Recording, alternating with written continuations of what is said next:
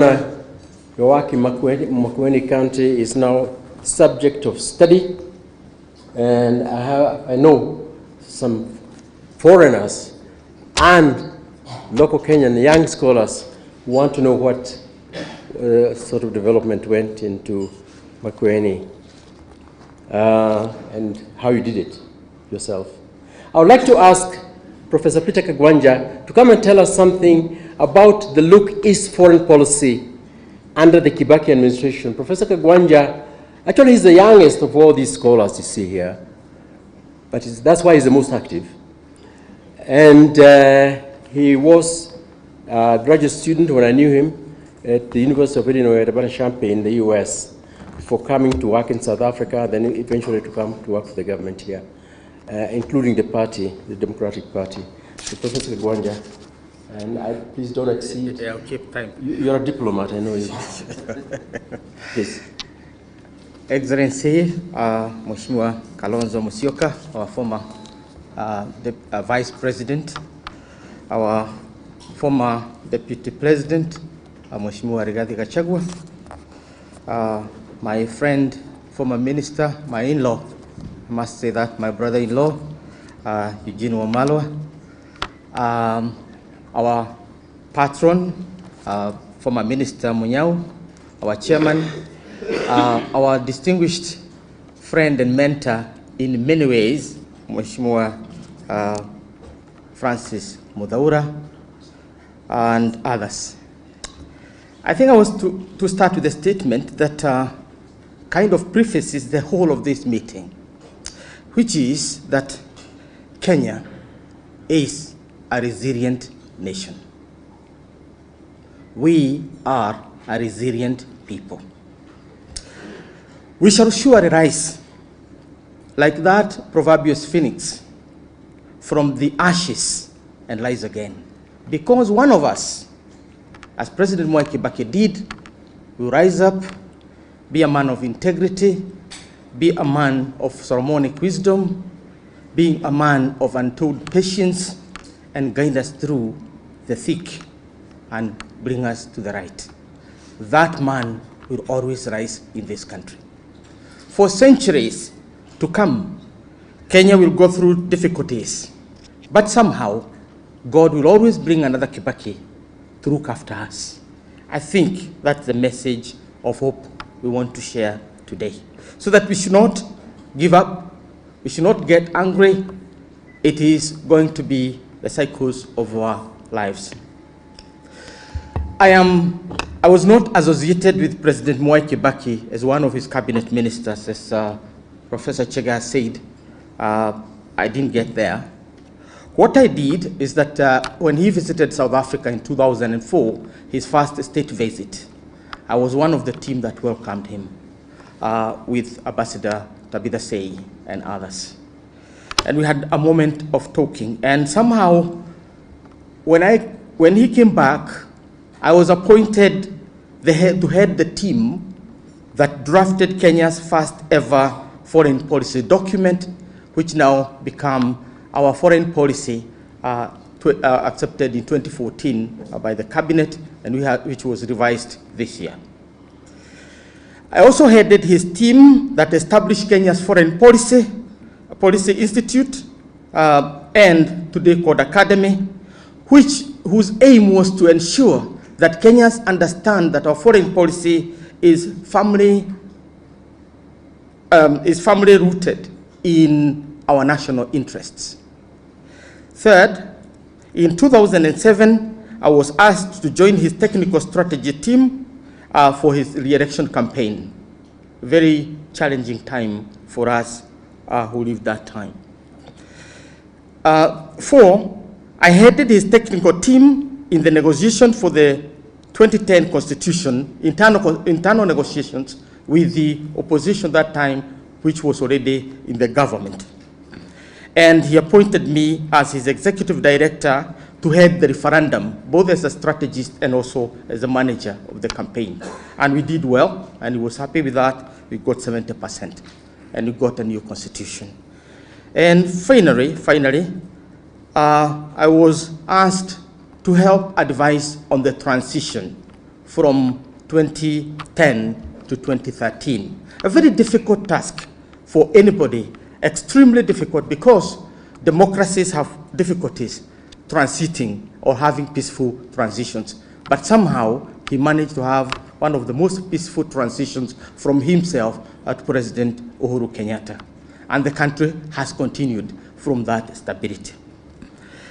So I was privileged as a scholar to be in the back rooms and to give my intellectual feedbacks. I think when I first met Ambassador Muthaura in my first ever meeting with him, he told me, Professor, we know what we are doing. We meet every day and make decisions. So don't come here and tell us what to do. Tell us what we are doing wrong. A very difficult task, because how can you tell what is going wrong if you are not part of what's going on? So, but we made it, and it was a challenging time, but we made it. I remember at a certain stage, I worked very closely with Vice President Kalonzo Musyoka in many ways. And when he left for COD, I think I followed him at that time. Now, I want to zero my remarks very quickly on his foreign policy, and I won't go to the details of it. But I want to spell out the principles that guided Kibaki's foreign policy. First, Kibaki ideologically believed that we need a developmental state. Because he disagreed with the World Bank and the IMF that we need to have a lean, non-interventionist state. For Kibaki, the state is important in steering development and also pulling people out of poverty. So the state is important.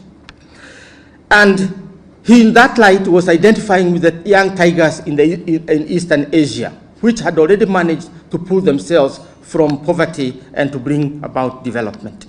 And that was the main linchpin of his foreign policy, that our foreign policy is developmental, and everywhere it goes, it has to be developmental. Second, Kibaki created a foreign policy that was driven by knowledge. Not only knowledge of ourselves, which was based in Vision 2030, but knowledge of other nations and what they mean to us. Not what they mean to themselves and to others, but what they mean to us. And I'm going to explain that further. And therefore, in this foreign policy, which is based on knowledge, we need men and women of knowledge. We need to put our best and ablest in public offices, in foreign missions, as envoys, and that is the only way we can succeed. He believed strongly in the idea of meritocracy in our diplomacy. Without meritocracy, without having our best out there, those with the technical knowledge, those with scientific knowledge, we cannot go far. Third, President Kibaki based our foreign policy on our national interest, not on what he believed in, not on what those in his government believed in, but what we knew as our foreign policy. I know he asked the National Security Council to define clearly what our national interests are.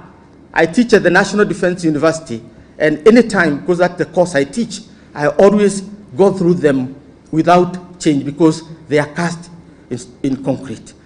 Top of those is our development, our national economic development. The fourth and the final pillar is a foreign policy propelled by 1, Kenyan nationalism, 2, Pan-Africanism, and 3, principles of humanism internationally, that all human beings are created equal and endowed by their creator with certain inalienable rights and powers as well. And therefore, the foreign policy is subordinated to the interest of our people. It cannot serve individual interest. And what did he do about the orientation of this foreign policy? I know Professor Chege has talked about Kibaki Rook East policy. No, Kibaki's policy was not neither Rook East nor Rook West. It had 4 aspects to it. One, it was African-centered. Kenya is an African state. We are guided Pan-Africanism as our ideology, and our interests of Africa come first before any other interest. And therefore, we are Afrocentric in our orientation. Second, we look west. We relook west. Listen, relook west. He said we cannot abandon traditional relationship with the West. But what we need to do is to subordinate those relationships with the West to our national interest. And therefore, in addition to our embassy in London, he decided that we are going to open a new embassy in Dublin. And people are asking, why do we have to have two embassies? Because Dublin was the European capital of IT. This is where the technology was at that time really flourishing. Without that move, I'm not sure we would have made M-Pesa. Because Kibaki knew that we need to deepen ourselves in Dublin and the European technological movement so that we become a technological nation. And that's why Kenya is the leading African nation in technology. There's no other move. He also decided that we are going to Madrid, Spain. Whereas Madrid was never, Spain was never a colonizer in Africa. Why? Because Spain is a source of our technology, it's also a source of tourists who want to come to Africa, and many other aspects that were coming in. So that is what we are calling relooking the West, not abandoning the West, but looking deeper into the West from the prism of our national interest. Third, we look east. And by east, he did not define it as China. He said we look at the whole east, including Korea, Malaysia, Indonesia, and so on. But more primarily to China. Why? Because these are emerging economic powerhouses. And they had deep resources that we could tap to finance our development, particularly our infrastructure. I was part of the delegation of the government to New York, I think around 2006, when we wanted to refurbish our railway, to build a new railway. And that proposal was put before the World Bank by President Kibaki's team. It was rejected, and they said, refurbish the old railway, privatize it, and then all will be given unto you. After doing that, the railway essentially grounded to a halt, and 95% of our cargo had to move by road, and the consequences are familiar to us. So President Kibaki went to China with a very singular issue. We need to open our infrastructure, our roads, our railways, our ports, and all the arteries of our economy. That was what Look East policy was like. But Kibaki did not just look east. Finally, he looked south.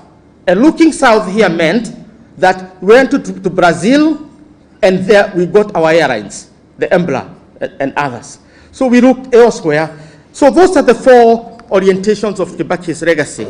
And in conclusion, let me say this. In line with President Kibaki's legacy, in decades and centuries to come, Kenya will have its low moments. But one of us will rise and will lift us from that rawness and bring us to greatness, bring us to prosperity, bring us to self-pride as a nation. Thank you. Thank you very much.